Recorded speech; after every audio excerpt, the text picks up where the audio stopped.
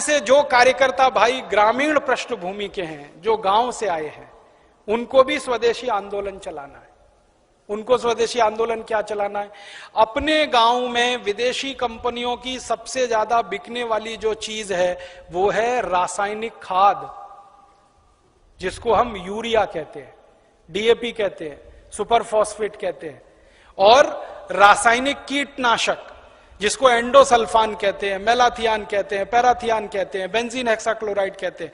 तो ये विदेशी कंपनियों के कीटनाशक और रासायनिक खाद ये किसानों के बीच में सबसे ज्यादा खरीदी जाती है। और एक साल में 4,80,000 करोड़ रुपए की खरीदी जाती है रासायनिक खाद और कीटनाशक। माने हमारे किसान हर साल रासायनिक खाद और कीटनाशक खरीदकर विदेशी कंपनियों को 4,80,000 करोड़ रुपए दे रहे हैं। ये भी हमको बचाना है। तो क्या करना है? किसानों को जब समझाना है जाकर गांव गांव में कि भैया ये रासायनिक खाद विदेशी है, ये मत डालो। तो किसान पूछेगा क्या डालें? तो उससे कहो गोबर की खाद डालो, ये रासायनिक खाद मत डालो। तो किसान पूछेगा जी गोबर की खाद में फायदा कम है, रासायनिक खाद में फायदा ज्यादा है। तो उसको बड़े प्रेम से समझाना है कि गोबर की खाद में ही फायदा ज्यादा है, रासायनिक खाद में फायदा तो बहुत कम है, क्योंकि रासायनिक खाद बहुत महंगी मिलती है।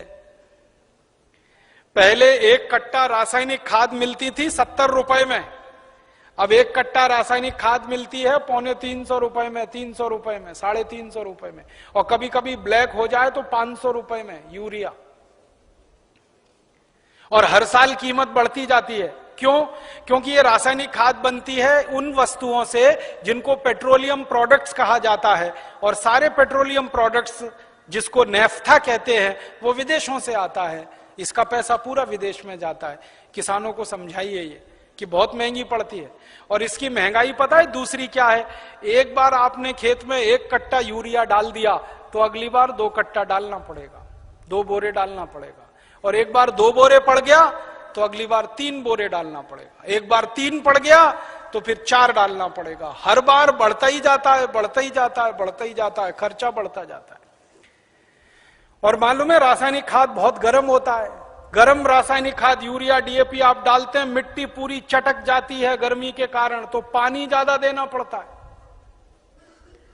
गोबर की खाद लगा के खेती करें तो गेहूं की फसल लेने में 3 पानी लगता है। यूरिया डीएपी डालकर अगर गेहूं की खेती करें तो 5-6 बार पानी लगाना पड़ता है। पानी का खर्चा बढ़ जाता है, और पानी का खर्चा बढ़ेगा तो पानी तो जमीन में से ही निकालना पड़ता है। जमीन से ज्यादा पानी निकाल के आप खेतों में डालते रहेंगे तो पानी का तल नीचे नीचे नीचे नीचे होता चला जाता है। पहले पानी 25-30 फुट पे मिलता था, अब पानी 900 फुट तक नहीं मिलता खेतों में। तो किसानों को समझाइए कि यूरिया डालने से बड़ा भारी नुकसान है। एक तो हर साल खाद की मात्रा बढ़ानी पड़ती है, खर्चा बढ़ता है। दूसरा, हर साल पानी की मात्रा बढ़ानी पड़ती है, वो खर्चा बढ़ता है।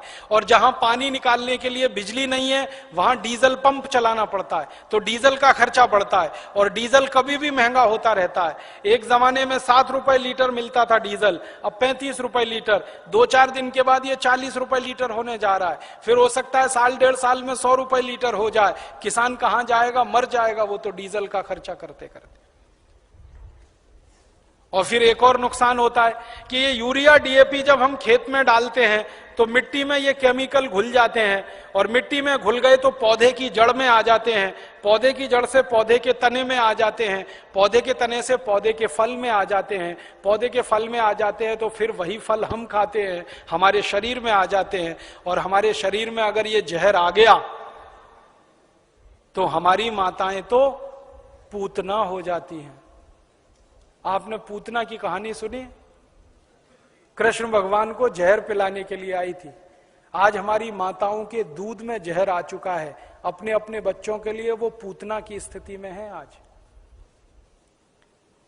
हमारे देश की कई संस्थाओं ने माताओं के दूध का परीक्षण करवाया है, तो माताओं के दूध में वो सारे केमिकल हैं जो यूरिया में हैं।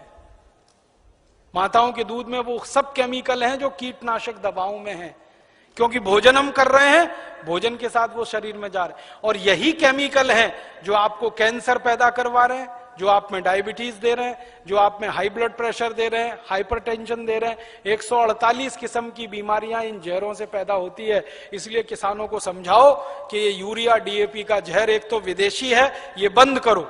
दूसरा, ये शरीर को नुकसान देता है, इसलिए बंद करो। तीसरा, ये पैसे का नुकसान करता है, इसलिए बंद करो। तो किसान पूछेंगे भाई क्या करें? तो उनसे कहो गोबर का खाद डालो। अब किसान क्या पूछेगा आपको? सबसे पहले वो कहेगा गोबर के खाद से तो उत्पादन नहीं होता। तो उससे कहो गोबर के खाद से भी उत्पादन बहुत अच्छा होता है।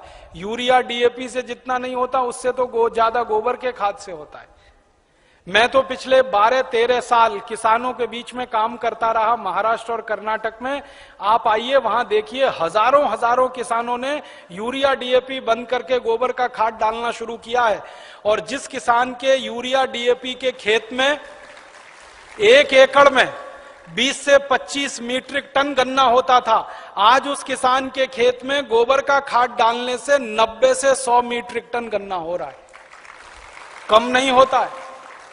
जिन किसानों के खेत में यूरिया डीएपी डालने से 1 एकड़ में 12 कुंटल गेहूं होता था, आज उनके खेत में गोबर का खाद डालने से 20 से 22 कुंटल गेहूं हो रहा है। जिन किसानों के खेत में यूरिया डीएपी डालने से 1 एकड़ में 2.5 कुंटल कपास होती थी, आज उन किसानों के खेत में गोबर का खाद डालने से 7 कुंटल एकड़ का कपास हो रही है। ऐसे एक नहीं, हजारों किसान हैं महाराष्ट्र में, कर्नाटक में, थोड़ा अगर चलेंगे तो छत्तीसगढ़ में बहुत किसान है। 12 साल मैंने बहुत काम किया किसानों के बीच, जा जाके उनको ये सब सिखाया। गोबर की खाद से उत्पादन ज्यादा मिलता है यूरिया डीएपी की तुलना। क्यों मिलता है वो जानना चाहिए। बहुत बहुत बढ़िया बात है, जो आप जान लो तो आप किसानों को समझा सकते। गोबर की खाद जब हम खेत में डालते हैं तो होता क्या है? गोबर जो है ना, कई तरह के जीव जंतुओं का भोजन है। यूरिया जो है वो भोजन नहीं, जहर है। आपके खेत में एक जीव होता है जिसको केंचुआ कहते हैं। केंचुआ को किसी दिन पकड़ना और हाथ पे रखना और उसके ऊपर यूरिया डाल देना। 2-4 दाने ही यूरिया डालोगे, वो तड़पना शुरू हो जाएगा और 1 मिनट में मर जाएगा। हम जब खेत में टनों टन यूरिया डालते हैं ना, करोड़ों केंचुए मार डाले हमने यूरिया डाल डाल के। और केंचुए क्या करते हैं? केंचुए मिट्टी को नरम बनाते हैं, पोला बनाते हैं और उपजाऊ बनाते हैं। केंचुए का काम क्या है? ऊपर से नीचे जाना, नीचे से ऊपर जाना। पूरे दिन में वो 3 चक्कर नीचे ऊपर के लगाता है। नीचे जाएगा फिर ऊपर आएगा, फिर नीचे जाएगा फिर ऊपर आएगा। अब केंचुआ जिंदा है तो नीचे जाएगा फिर ऊपर आएगा। केंचुआ जब नीचे जाता है तो एक रास्ता बनाते हुए जाता है, ऊपर आता है तो दूसरा रास्ता बनाते हुए आता है। तो परिणाम क्या होता है कि ये छोटे छोटे छिद्र जब मिट्टी में वो केंचुए तैयार कर देता है तो बारिश का पानी इन्हीं छिद्रों में से नीचे एक एक बूंद नीचे रिसते हुए तल में जमा होता है। माने वाटर रिचार्जिंग का दुनिया में सबसे जबरदस्त काम कोई करता है तो केंचुआ करता है, और यूरिया के कारण ये मर जाता है। इसलिए यूरिया डालना माने किसान के लिए आत्महत्या करने के बराबर है। जिस किसान के खेत में यूरिया डलेगा केंचुआ मर जाएगा। केंचुआ मरा तो मिट्टी में ऊपर नीचे कोई जाएगा नहीं, तो मिट्टी कठोर होती जाएगी, कड़क होती जाएगी। मिट्टी और रोटी के बारे में एक सत्य है कि इसको फेरते रहो नहीं तो खत्म हो जाती है। रोटी को फेरना बंद करो जल जाती है, मिट्टी को फेरना बंद करो पत्थर जैसी हो जाती है। मिट्टी को फेरने का मतलब समझते हैं? ऊपर की मिट्टी नीचे, नीचे की मिट्टी ऊपर, ऊपर की नीचे, नीचे की ऊपर। ये केंचुआ ही करता है और कोई नहीं कर सकता। केंचुआ तो किसान का सबसे बड़ा दोस्त है। मैंने इसका हिसाब निकाला था, एक केंचुआ साल भर अगर जिंदा रहे तो 36 मीट्रिक टन मिट्टी को उठक पटक कर देता है, ऊपर से नीचे, नीचे से ऊपर, एक केंचुआ साल भर में। और उतनी ही मिट्टी को ट्रैक्टर से उलट पलट करना पड़े तो कम से कम 100 लीटर डीजल खर्च होता है, और 100 लीटर डीजल 3600 रुपए का आता है। माने एक केंचुआ हर आदमी का 3600 रुपए बचा रहा है। ऐसे करोड़ों केंचुए हैं, पता सोचो कितने हजार करोड़ रुपए बच रहे हैं इस देश में। इसलिए गोबर का खाद डालने से फायदा क्या होता है? रासायनिक खाद डालो केंचुआ मर जाता है, गोबर का खाद डालो केंचुआ जिंदा हो जाता है। क्योंकि गोबर केंचुए का भोजन है। केंचुए को भोजन मिले तो वो अपनी जनसंख्या बढ़ाता है, और इतनी तेज बढ़ाता है कि कोई नहीं बढ़ा सकता। भारत सरकार कहती है हम दो हमारे दो, केंचुआ नहीं मानता उस बात को। एक एक केचुआ 50-50 हजार बच्चे पैदा करके मरता है। 50-50 हजार। एक जाति का केचुआ तो मैंने देखा 1 लाख पैदा करता है बच्चे, तब मरता है। तो वो एक जिंदा है, उसने 1 लाख पैदा कर दिए, अब वो 1-1 लाख पैदा करेंगे, करोड़ों केंचुए हो जाएंगे अगर गोबर डालना शुरू किया। और केंचुए ज्यादा होंगे तो मिट्टी फिर उलट पलट होने लगेगी, मिट्टी में छिद्र बनने लगेंगे, तो बारिश का जितना भी पानी गिरेगा सब मिट्टी में आ जाएगा। और पानी मिट्टी में गया तो नदियों में बेकार नहीं बहेगा, तो बाढ़ नहीं आएगी, तो समुद्र में फालतू पानी नहीं जाएगा। इस देश का करोड़ों करोड़ों रुपए का फायदा हो जाएगा। इसलिए आप किसानों को समझाओ गोबर की खाद डालो। फिर कुछ किसान कहेंगे जी उत्पादन होगा क्या? उनसे कहना गारंटी मेरी, गारंटी भारत स्वाभिमान ट्रस्ट की। थोड़े दिन में भारत स्वाभिमान ट्रस्ट की तरफ से हम किसानों को कहेंगे कि आप बिंदास गोबर की खाद डालो, गारंटी हमारी, 1 ग्राम भी उत्पादन कम नहीं होगा। कैसे कम नहीं होगा? डालने का तरीका है। डालने का तरीका क्या है? अभी किसान गोबर कैसे डालते हैं? गोबर डालते हैं, वो घूरा है, घूरा गांव में कचरा डालने का, वहां गोबर इकट्ठा करते हैं। 6 महीने 8 महीने साल भर वो सूखता रहता है और सूख सूख के उसकी सारी ताकत निकल जाती है। फिर वो सूखा हुआ गोबर हम डालते हैं, इससे उत्पादन ज्यादा नहीं आता। गोबर को हमेशा गीला डालना चाहिए, ताजा डालना चाहिए। गोबर को अगर पानी में घोल के डालो ना तो वही 3 गुना ज्यादा फायदा करता है।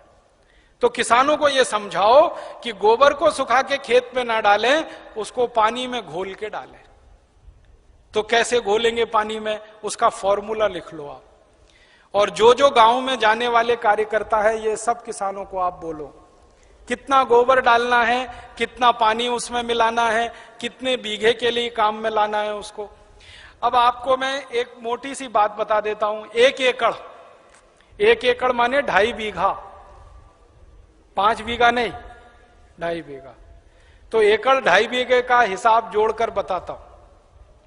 एक किसान को एक बार में 1 एकड़ फसल के लिए कितना गोबर डालना पड़ेगा? गीला करके डालेंगे तो 10 किलो गोबर, बस 10 किलो गोबर, 10 किलो गोबर। फिर से सुन लो, 10 किलो, ज्यादा नहीं बोल रहा हूं, 100 किलो नहीं, 10 किलो गोबर 1 एकड़ के लिए। डालना कैसे? लिख लो 10 किलो गोबर। फिर इसमें चाहिए 10 लीटर मूत्र, जिस जानवर का गोबर उसी का मूत्र। गाय का गोबर तो गाय का मूत्र, भैंस का गोबर तो भैंस का मूत्र, बैल का गोबर तो बैल का मूत्र। अब आप बोलोगे गोबर तो इकट्ठा कर लेंगे, मूत्र कैसे इकट्ठा करें? जानवर जो मूत्र देते हैं ना, जहां पे आप जानवरों को रखते हो वहां पे पत्थर वत्थर लगा के एक छोटी सी नाली बना लो और उसमें ढाल लगा दो। जितना भी वो पेशाब करेंगे वो नाली में आ जाएगा। नाली के आगे एक खड्डा खोद दो, वो सारा उसमें जमा हो जाएगा, फिर वो ले लो। और मैं आपको एक अच्छी बात बताता हूं, जानवरों के मूत्र की कोई एक्सपायरी डेट नहीं है। 1 साल, 2 साल, 3 साल, 5 साल, 10 साल, 20 साल, 50 साल खराब ही नहीं होता। तो चिंता करने की बात ही नहीं है। तो इकट्ठा होता रहेगा, खड्डे में डालते रहो। तो 10 किलो गोबर, 10 लीटर मूत्र, ठीक है। फिर इसमें मिलाना है लगभग 1 किलो गुड़, आधे से 1 किलो गुड़। गुड़, गुड़ तो आप सब जानते हो। एक तो गुड़ होता है जिसको आप खा लेते हो, एक तो गुड़ ऐसा होता है जिसको जानवर खा लेते हैं, और एक गुड़ ऐसा होता है जिसको कोई नहीं खा सकता, गीला गीला, पुराना पुराना, काला काला। वो गुड़ खेत के बहुत काम का है। जो सबसे घटिया गुड़ है, जिसको ना जानवर खा सकते हैं ना आपका, वो खेत के लिए बहुत काम का है। तो वो गुड़ ले लो, आधे से 1 किलो। गोबर हो गया, मूत्र हो गया, गुड़ हो गया। अब इसमें लगभग 1 किलो डालना है दाल का आटा। दाल है ना, दाल, अरहर की दाल, मूंग की दाल, उड़द की दाल, चने की दाल, सोयाबीन की दाल, खेसारी की दाल, कोई भी दाल, 1 किलो उसका आटा। 4 चीजें हो गई, गोबर, गोमूत्र, गुड़, दाल का आटा। और इसमें डालनी है 1 मुट्ठी मिट्टी। 1 मुट्ठी में आधा किलो या 1.25 किलो तक मिट्टी आती है। मिट्टी कहां से लानी है? आपके खेत के आसपास अगर पीपल का कोई पेड़ है, बरगद का कोई पेड़ है, तो उसके नीचे से खोद लो मिट्टी। पीपल के पेड़ के नीचे की या बरगद के पेड़ के नीचे की? पीपल और बरगद के पेड़ के नीचे की ही मिट्टी क्यों खोदना? आपको मालूम है पीपल और बरगद के पेड़ हर समय ऑक्सीजन देने वाले पेड़ हैं, और ज्यादा ऑक्सीजन देने वाले पेड़ के नीचे जीवाणुओं की संख्या बहुत होती है। तो पीपल और बरगद के पेड़ के मिट्टी में जीवाणु सबसे ज्यादा होते हैं, यही जीवाणु खेत को चाहिए। तो मिट्टी ले ली, 5 चीजें हो गई, गोबर 10 किलो, मूत्र 10 लीटर, गुड़ लगभग 1 किलो, दाल का आटा 1 किलो और मिट्टी लगभग 1 किलो। ये 5 चीजों मिला दो, घोल दो। हाथ से घोल लेना, खराब नहीं होंगे हाथ, नहीं तो डंडे से घोल देना। एक ड्रम में घोल लेना, प्लास्टिक के ड्रम में घोल लेना, नहीं तो लोहे के ड्रम में घोल लेना। प्लास्टिक का होगा तो अच्छा, लोहे वाला क्षरण ज्यादा होता है। अब इसको घोल के 15 दिन रख देना, 15 दिन रख देना। घोलने में तकलीफ आए तो थोड़ा पानी मिला देना, ज्यादा मत मिलाना, थोड़ा ही मिलाना। घोल के 15 दिन रख देना। 15 दिन के बाद यह खाद तैयार हो जाएगा। इस खाद में क्या होगा, करोड़ों करोड़ों सूक्ष्म जीवाणु पैदा हो जाएंगे। वो जो मिट्टी डाली ना, मिट्टी के जीवाणु अगर 1 लाख हैं तो 15 दिन में वो 100 करोड़ से ज्यादा हो जाएंगे। ढक के रख लो तो अच्छा है, छांव में रखना सबसे अच्छा, धूप में बिल्कुल मत रखना, पेड़ के नीचे की छांव में रखना, नहीं तो कोई ऐसी जगह रखना जहां सूर्य का प्रकाश ना आता हो, और इस पे कपड़ा बांध दो, ढक्कन लगा दो, जैसे है ढक लो। अब ये 15 दिन में तैयार हो गया, इसमें करोड़ों जीवाणु तैयार हो गए। अब ये जीवाणु घोल, इसको जीवाणु घोल कहते हैं, इसको खेत में डालना है। डालने से पहले इसमें पानी मिलाना है, और पानी कितना मिलाना है, जितना गोबर था उसका 10 गुना पानी, 10 गुना कम से कम। 100 लीटर पानी, 10 किलो गोबर तो 100 लीटर पानी, और ज्यादा से ज्यादा पानी मिला सकते हैं तो 200 लीटर। तो 100 से 200 लीटर पानी मिला लिया। अब ये पूरा परफेक्ट घोल हो गया। इसको 1 एकड़ के खेत में छिड़कना है, जैसे पानी छिड़कते हैं ना मिट्टी दबाने के लिए, ऐसे ही छिड़कना है बस। आप इसको छिड़क देंगे तो ये करोड़ों जीवाणु मिट्टी में पहुंच जाएंगे। तो मिट्टी में जीवाणुओं की संख्या बढ़ती जाएगी, और मिट्टी में सारा खेल खेलने का काम जीवाणु करते हैं। आपको मालूम है जीवाणु क्या करते हैं? जीवाणु सारा काम करते हैं। पौधे की जड़ को नाइट्रोजन की जरूरत है तो ये जीवाणु उपलब्ध कराते हैं। पौधे की जड़ को कैल्शियम चाहिए तो ये जीवाणु उपलब्ध कराते हैं। पौधे की जड़ को आयरन चाहिए तो ये जीवाणु, माने पौधे को बड़ा होने के लिए जितने भी सूक्ष्म पोषक तत्व चाहिए और फिर वो हमारे शरीर में वास्तव में चाहिए, वो सब इन जीवाणुओं की करामात से ही मिलता है। तो पौधे की जड़ को भरपूर सूक्ष्म पोषक तत्व मिलने लगेंगे, पौधे की बढ़त बहुत तेज होगी, और जिस पौधे की बढ़त अच्छी होगी उसका फल अच्छा होगा, जिसका फल अच्छा होगा उसका उत्पादन अच्छा होगा। अब इसमें समय लिख लो, कितनी बार डालना, कब डालना। सबसे अच्छा तरीका यह होता है कि खेत को जब जोतने की तैयारी करें ना, जोतें, बीज डालने से पहले खेत जुताई होती है ना, खेत जुताई करते ही 1 दिन डाल दो। आज जुताई किया, कल डाल दो, जुताई करके डाल दो, ये पहली बार, ठीक है। फिर इसके डालने के 2-3 दिन बाद या 4 दिन बाद या 5 दिन बाद बुआई कर दो। है कितना डाल सकते हैं बताए ना? 1 एकड़ में जितना तैयार हुआ 200 लीटर वो। तो आपने इसको जोत के 1-2 दिन में डाल दिया, फिर बीज बो दो। बीज बोने के 21वें दिन में फिर डाल देना। आज बीज बोया तो ठीक 21 दिन बाद एक बार फिर डाल देना। क्या होता है ना, बीज में से अंकुरण होता है, और अंकुरण होने के 21वें दिन तक वो मिट्टी की ताकत से बढ़ता है। फिर 21 दिन के बाद वो सूर्य की ताकत से बढ़ना शुरू हो जाता है, फोटोसिंथेसिस जिसको कहते हैं, प्रकाश संश्लेषण की क्रिया। सूर्य ताप से खाना बनाना शुरू कर देता तो बढ़त तेज हो जाती। तो और आप मोटी सी एक बात याद रखो कि हर 21वें दिन पर डाल देना।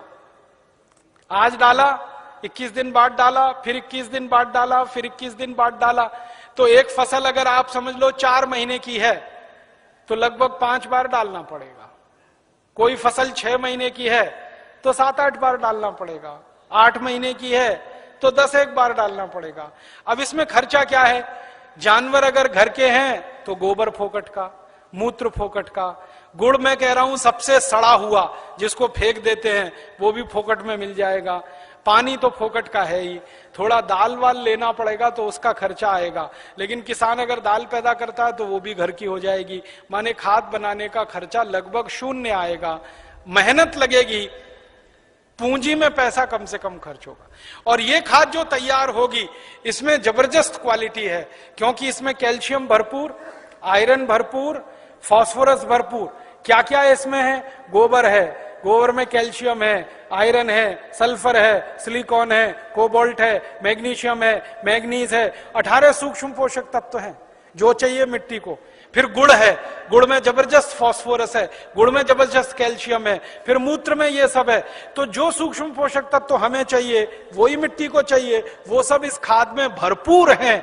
यूरिया में नहीं है, डीएपी में नहीं है, यूरिया में कैल्शियम नहीं है, डीएपी में कैल्शियम नहीं है।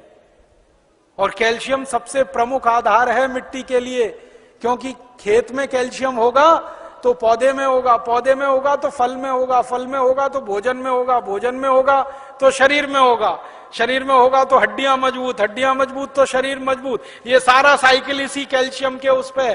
तो ये तो गोबर की खाद से ही मिलेगा, यूरिया डीएपी से मिलने ही वाला नहीं है। तो किसान को ये समझाइए आप। अब आपको समझ में आ गया, हर 21 दिन में डालना है, जबरदस्त फसल आएगी। पहली बार जब आप डालोगे ना तो किसान थोड़ा झिझक करेगा, उसको भरोसा नहीं है, विश्वास नहीं है, तो उसको कहना कि भाई तुम डालो, नुकसान तुम्हारा नहीं होगा। मैंने बहुत किसानों का हिसाब निकाला है, खराब से खराब खेत में जब गोबर का खाद डालते हैं ना तो गेहूं का उत्पादन पहले साल की तुलना में थोड़ा ही कम आता है, लेकिन उत्पादन जितना कम आता है उससे ज्यादा खर्चा बच जाता है, तो वो बराबर मामला बैठता है। हम यूरिया डीएपी में खर्चा करते हैं हजारों रुपए का, तब उत्पादन लेते हैं। यहां खर्चा ही नहीं है, थोड़ा उत्पादन कम भी हुआ तो फायदा ही है, नुकसान कुछ नहीं, इसलिए किसी किसान का नुकसान नहीं। और 2-3 साल लगातार आपने डाल दिया तो उत्पादन बढ़ना शुरू हो जाता है, लगातार बढ़ता है। और 10-12 साल में तो कई खेत ऐसे हैं जहां उत्पादन सीधे डबल हो जाता है, 100% की बढ़ोतरी हो जाती है। नहीं, छानने की जरूरत नहीं है, ऐसे ही डालो। उसमें जितना कचरा है सब खेत में जाने दो, क्योंकि कचरे में जीवाणुओं की संख्या और तेजी से बढ़ेगी, छानने की जरूरत नहीं है। अब आप डालोगे कैसे, ये प्रश्न है। तो उसके लिए 4 विधि है। पहली विधि ये है कि सीधे डब्बा लो और छिड़काव करो, खेत पे भरो और छिड़क दो, भरो और छिड़क दो। अब कहोगे जी खेत बहुत बड़ा है, ये तो नहीं चल सकता, तो दूसरा तरीका बताता हूं। खेत में पानी लगाते हैं ना, पानी में डाल दो। नाली में से पानी जा रहा है ना, एक टंकी में भर के ये खाद रख दो, उसमें नल लगा दो, टोटी खोल दो, टपक टपक पानी में गिरता रहेगा, खेत में चला जाएगा। ये दूसरा तरीका। तीसरा तरीका ये है कि अगर किसी के घर में जानवरों की संख्या ज्यादा है तो गोबर ज्यादा होगा उसके पास, तो थोड़ा सा गोबर तो इसमें इस्तेमाल हुआ, बचे हुए गोबर का क्या करेंगे? तो बचा हुआ गोबर अगर सूखा है तो उसको इसी में डाल देना 15 दिन के बाद 200 लीटर पानी मिला के, तो वो गोबर भी गीला हो जाएगा। गीले गोबर के लड्डू बना लो और लड्डुओं को खेत में फेंक दो, तो खाद पहुंच जाएगा। और एक तरीका है, खेत में से मिट्टी खोद लो, मिट्टी खोद लो, मिट्टी में ये पूरा घोल मिला दो, मिट्टी गीली हो गई, मिट्टी के लड्डू बना लो, लड्डुओं को खेत में फेंक दो, तो खाद पहुंच जाएगा। तो पानी के साथ दे सकते हैं, छिड़क के डाल सकते हैं, गोबर या मिट्टी को लड्डू बना के डाल सकते हैं। और एक आखिरी तरीका है, स्प्रे मशीन अगर अपने पास है तो उसका आगे से नोजल निकाल दो, नोजल निकाल दो, फिर उससे स्प्रे कर दो। अब इसमें ध्यान ये रखना है कि ये फसल पे स्प्रे नहीं होगा, ये जमीन पे होगा, मिट्टी पे होगा। फसल पे डालने से फायदा नहीं मिलेगा, मिट्टी में डालना है इसको। तो अगर फसल ऊंची है तब कैसे डालेंगे? तब तो पानी लगाओगे तभी डालना सबसे अच्छा है।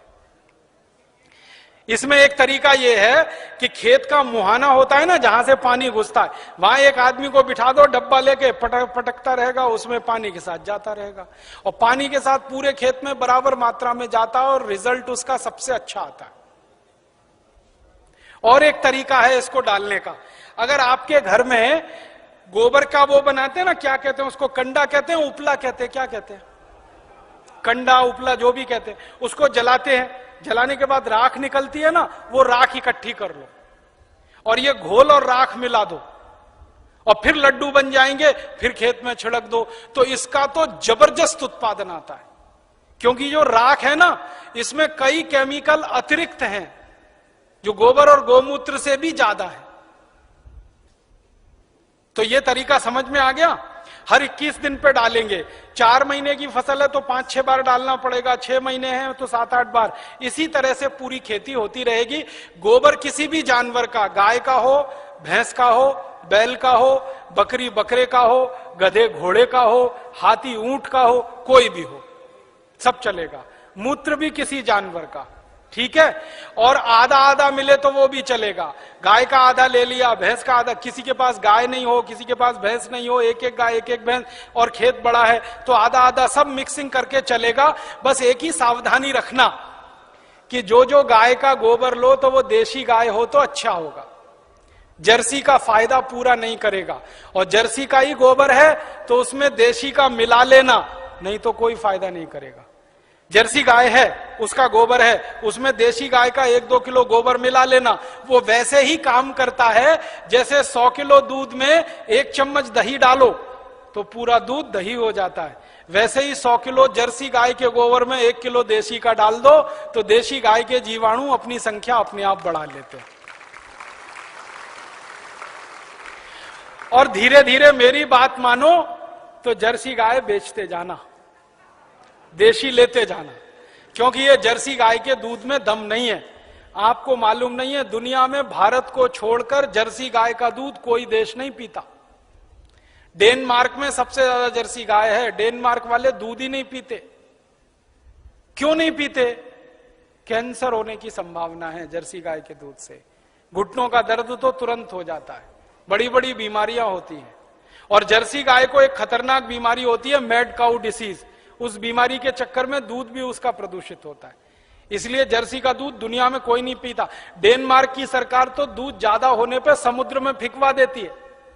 आपको सुनकर हैरानी होगी, डेनमार्क में दूध बहुत है, चाय बिना दूध की पीते हैं सबके सब, क्योंकि वो दूध उनको खराब लगता है। तो जर्सी गाय बेच के देशी लेते जाना। भैंस हो तो उसका तो चल जाएगा, बैल का चल जाए। अब एक आखिरी चीज और बता दूं, उसको आप लिख लो। ये तो हुआ खाद। अब किसान कहेगा कीड़ा लग गया तो, कीड़ा लग सकता है ना, तो उसका भी एक फॉर्मूला लिख लो।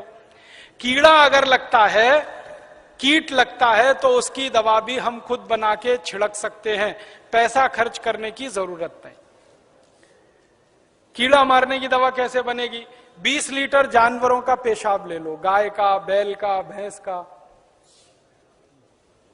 20 लीटर, ठीक है। ये 1 एकड़ के लिए बता रहा हूं। फिर इसमें 2.5-3 किलो नीम के पत्ते की चटनी डाल देना। नीम के पत्ते की चटनी, नीम का पत्ता है, पीस के चटनी बना के डाल देना, 2.5-3 किलो। और आकड़ा देखा है? आकड़ा, आकड़ा के पेड़ के पत्ते की भी चटनी डाल देना, 2.5-3 किलो। आकड़ा, आक कहते हैं, आक, कुछ लोग अकौआ कहते हैं उसको। आक, आकड़ा, अकौआ, हाँ वही जो हनुमान जी पे चढ़ाते हैं, जिसमें सफेद सफेद दूध निकलता है। और एक तीसरा पत्ता है, सुनो सुनो भाई, एक तीसरा पत्ता है बेशरम। बेशरम जो है ना, अक्सर गांव में घुसते हैं ना, तो दोनों तरफ किनारे किनारे लगा रहता है, पान के जैसा पत्ता, बैगनी रंग का फूल आता है, उसमें ना खुशबू होती है ना कुछ होता है, बिना पानी के बिना बीज के होता है, इसलिए बेशरम कहते हैं। तो 2-2.5 किलो ले लो। और एक पत्ता है, आपके गांव में अगर मिले तो सीताफल का पत्ता, शरीफा जिसको कहते हैं, सीताफल शरीफा, उसका पत्ता 2-2.5 किलो ले लो।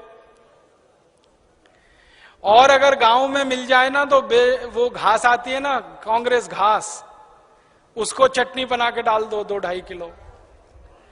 और इसमें थोड़ा सा खूब तीखी लाल मिर्च हो, हरी मिर्च हो, तो वो पीस के डाल दो, 250-300 ग्राम। लहसुन पीस के डाल दो, आधा किलो के करीब।